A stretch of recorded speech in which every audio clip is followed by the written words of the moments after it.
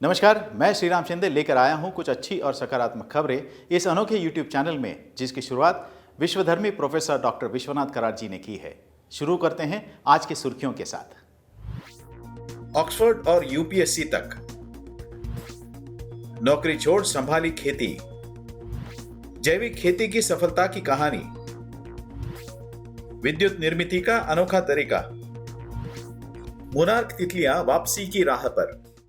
UP के इस छोटे से गांव से ऑक्सफोर्ड के यूपीएससी तक इल्मा अफरोज का प्रेरणादायी सफर। 26 साल की इल्मा अफरोज ने अपने दोनों सपनों को पूरा किया।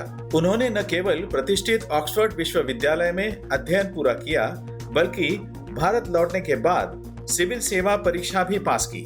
उत्तर प्रदेश के मुरादाबाद जिले की इल्मा के पिता की मृत्यु हो गई जब वह 14 साल की थी और उसकी मां ने अकेले ही उसका और उसके भाई का ख्याल रखा। कुंदर के शहर में स्कूली शिक्षा पूरी करने के बाद वह नई दिल्ली के सेंट स्टीफेंस कॉलेज में दर्शन शास्त्र में स्नातक पाठ्यक्रम पूरा करने के लिए गई। इल्मा को ऑक्सफोर्ड यूनिवर्सिटी में एक कोर्स में भाग लेने के लिए छात्रवृत्ति मिली। 2017 में इल्मा ने यूपीएससी क्लियर किया और ओवरऑल 217वीं रैंक हासिल की। आईपीएस में शामिल किया गया और हिमाचल प्रदेश कैडर आवंटित किया गया। इल्मा ने अपने गांव में युवा पीढ़ी को प्रेरित करने के लिए आशा संगठन की स्थापना की है, जो वंचित बच्चों की शिक्षा में मदद करता है। जैविक खेती चलाने के लिए इन्होंने अपनी आकर्षक नौकरियां छोड़ दी। आज उनका व्यवसाय 3 करोड़ रुपए से अधिक है। सुनते हैं पूरी कहानी। पुणे शहर के सत्यजीत और अजिंक्य हिंगे इंदापुर तालुकों के भोडानी गांव में एक कृषि परिवार में जन्मे थे। किंडरगार्टन से पोस्ट ग्रेजुएशन तक दोनों भाई शहर में रहते थे। पुणे विश्वविद्यालय से बिजनेस एडमिनिस्ट्रेशन मास्टर्स पूरा करने के बाद वे लगभग 1 दशक तक शीर्ष बहुराष्ट्रीय कंपनियों में काम करते रहे। अच्छी मासिक तनख्वाह और आरामदायक जीवन शैली के बावजूद संतुष्टि या आंतरिक शांति नहीं थी। गांव की नियमित यात्राओं ने उनमें खेती के प्रति प्रेम जगाया था। उन्होंने जब अपनी नौकरियों को छोड़कर जैविक खेती की ओर मुड़ने का साहस जुटाया तो सभी की तत्काल प्रतिक्रिया बहुत ही चौंकाने वाली थी, लेकिन उन्होंने मिट्टी के प्रति अपने जुनून का पालन करने का फैसला किया था। जमीन के एक छोटे से टुकड़े पर शुरुआत करने वाले हिंगे बंधु आज 20 एकड़ के खेत में जैविक खेती करते हैं, जिससे सालाना 3 करोड़ रुपए का कारोबार होता है। सफलता उन्हीं को मिलती है जो दृढ़ रहते हैं और भाइयों के इस जोड़े की कहानी इस बात का प्रमाण है। पंजाब के एक किसान अपनी सफलता की कहानी लिख रहे हैं। आइए सुनते हैं। पंजाब के रहने वाले राजविंदर सिंह धलीवाल का परिवार अमेरिका चला गया जब वह 33 साल के थे। शुरुआत में राजविंदर ने ट्रक चलाकर अपनी आजीविका अर्जित की और बाद में होटल प्रबंधन में डिग्री हासिल की। आखिरकार वह एक सफल रसोइया बन गया, लेकिन बाद में उसने भारत लौटने का फैसला किया। लौटने के बाद राजविंदर ने पंजाब में कई चेन वाला पिज्जा रेस्टोरेंट शुरू किया। इस व्यवसाय से अच्छी कमाई हो रही थी, लेकिन इसमें बहुत तनाव भी था। उनका मानना है कि खेती शांतिपूर्ण और स्वतंत्र है, इसलिए वे खेती की तरफ मुड़े।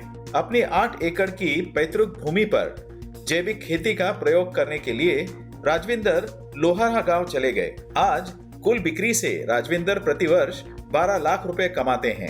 राजविंदर खेती को जारी रखने के लिए दृढ़ हैं और अपनी वर्तमान प्रगति के बारे में आश्वस्त हैं। उन्हें यकीन है कि एक बार जब पेड़ फल देना शुरू कर देंगे तो उनकी आय कई गुना बढ़ जाएगी, क्योंकि यह फसलों की अधिक किस्में लेकर अपनी कृषि भूमि का विस्तार करने की योजना बना रहे हैं। विश्व शांति दर्शन द्वारा विश्व शांति छात्र फिल्म महोत्सव का आयोजन किया जा रहा है, जो पुणे स्थित विश्व शांति गुंबद से प्रेरित है। विज्ञान और अध्यात्म के एकत्रित माध्यम से शांति की संस्कृति को बढ़ाने के लिए इस महोत्सव का आयोजन हो रहा है। इसमें सहभागी विद्यार्थी कम से कम 5 और ज्यादा से ज्यादा 8 मिनट की फिल्में भेज सकते हैं।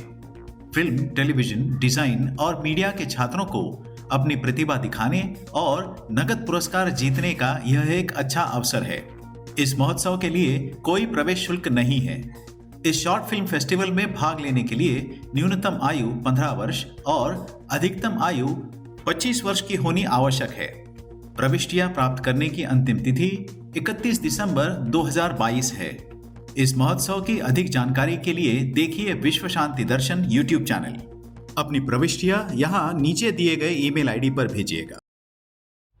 नदी से बिजली निर्माण करने का स्वच्छ और अभिनव तरीका, आइए देखते हैं। पॉन्सलेट वाटर व्हील 1820 की भूली हुई तकनीक का एक क्रांतिकारी विकास है।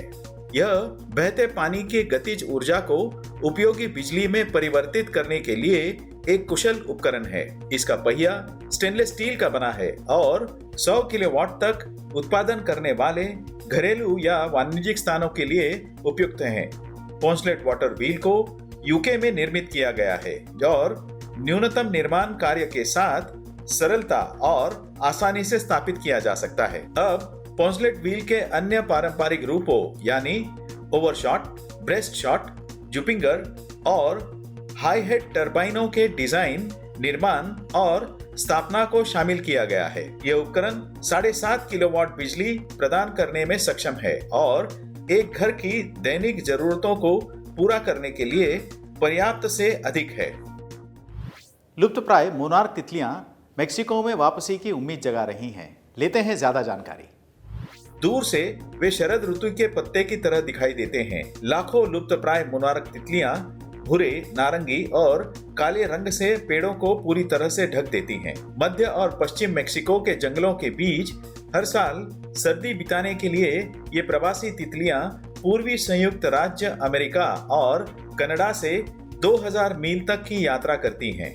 1986 में सिएरा चिनकुआ को संरक्षित मोनाक्सी बटरफ्लाई का संरक्षित क्षेत्र घोषित किया गया था, जो अब लगभग 1,38,000 एकड़ में फैला है और एक यूनेस्को विश्व धरोहर स्थल भी है। आज पहले की तुलना में कम मोनार्क तितलियां हैं। पिछले एक दशक में इन प्रवासी मोनार्क तितलियों की आबादी में 22 से 72% के बीच गिरावट आई थी और इस प्रजातियों को लुप्तप्राय घोषित किया गया था। हालांकि पिछले साल इन तितलियों के लिए आशा की एक किरण पेश हुई है। इस बार मेक्सिको में उनकी उपस्थिति वास्तव में 2020 की तुलना में 1/3 से अधिक थी। कुछ स्थानीय लोग इन तितलियों को पूर्वजों की लौटती आत्माओं के रूप में देखते हैं। भारत की कई सारी विशेषताएं हैं जो सारी दुनिया जानती है, लेकिन कुछ नई अनोखी उपलब्धियां हैं जिसके बारे में शायद आप भी नहीं जानते। आइए हम आपको बताते हैं जाते जाते।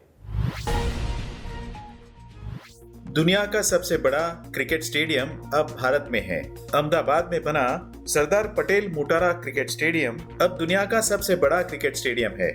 इससे पहले ऑस्ट्रेलिया का मेलबर्न क्रिकेट स्टेडियम विश्व का सबसे बड़ा क्रिकेट स्टेडियम था।